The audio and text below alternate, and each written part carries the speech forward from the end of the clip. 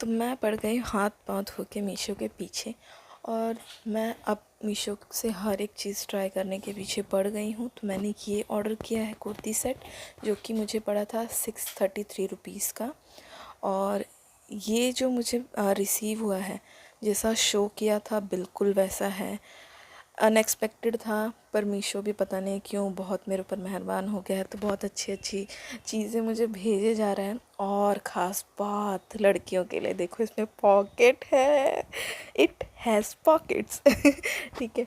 और इसका मटेरियल देखने जाए, क्वालिटी वाइज भी बहुत अच्छा था। मैं इसको 5 आउट ऑफ 5 देने वाली हूँ। और हाँ, पहनने के बाद भी बहुत ऑसम लग रहा था। Thank you.